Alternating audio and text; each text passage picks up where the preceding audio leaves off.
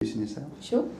So I'm Byrne, I'm the Development Director for Justice at A4e, and we deliver 700 different qualifications to offenders in custody, working across 24 prisons. So we employ just over 1,000 qualified teachers and tutors working in those prisons, and we're also one of the organisations that intends to bid for the Transforming Rehabilitation contracts.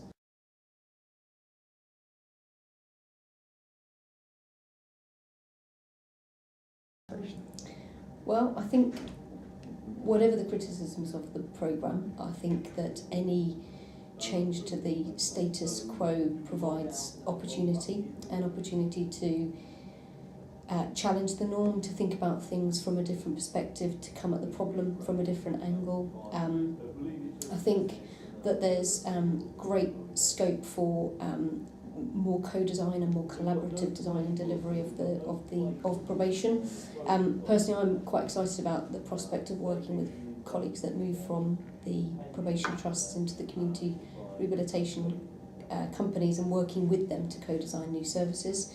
And I think that involves, us being able to co-devise a new way of working that allows frontline probation staff to spend more time working directly with offenders and engaging in activities that we know make a real impact, and less of their time on, bureaucracy and activity duplication.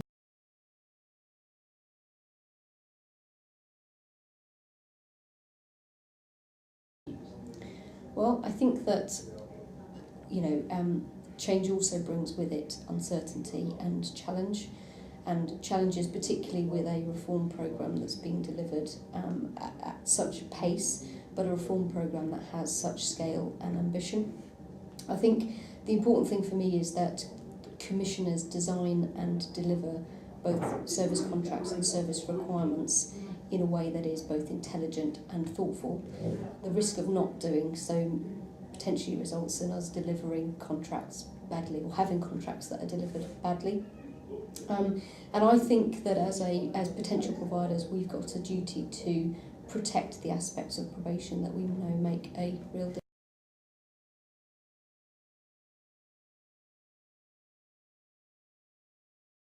difference. Jesus. Well, I think as new or as prospective service providers take a fresh look at traditional service models, I think there's much greater scope for service users to get involved in the design and delivery of the new services. So we've recently completed a co-design project with the Innovation Unit, whereby we invited service users, so people who are currently serving a community order or who've been recently released from prison and under probation supervision.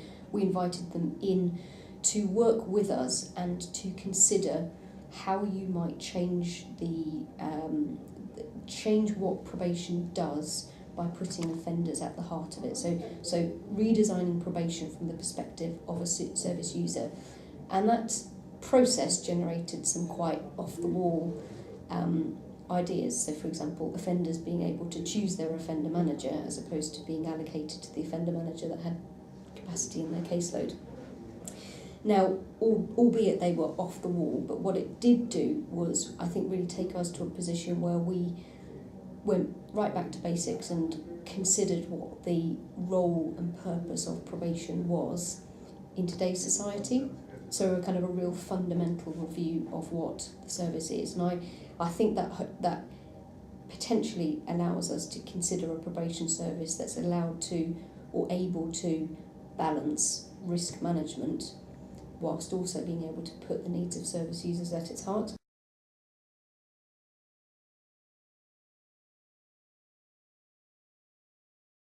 I think I see this from both ends of the spectrum. So, albeit, I work for an organisation that's a prospective Tier 1 bidder. I'm also the trustee of a small charity that works with victims of domestic abuse and women who are represented in the criminal justice system, and they are largely dependent on local authority and grants, local authority funding and grants. Like many organisations of their size, they are concerned and nervous about what the reform programme will bring.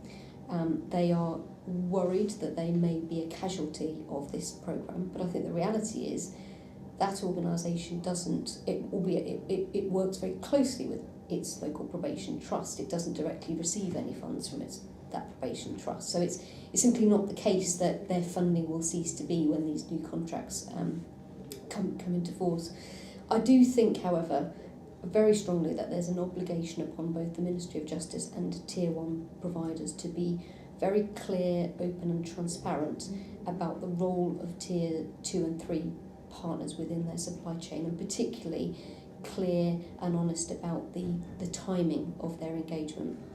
So I view Transforming Rehabilitation as a significant service transformation activity, and secondly, an initiative which seeks to put far more focus on resettlement and rehabilitation of offenders.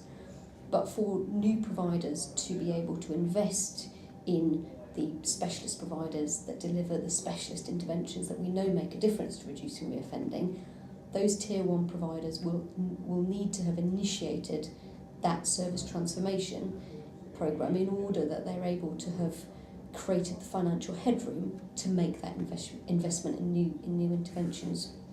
So I think that collectively Tier 1 providers need to be very honest and open about it.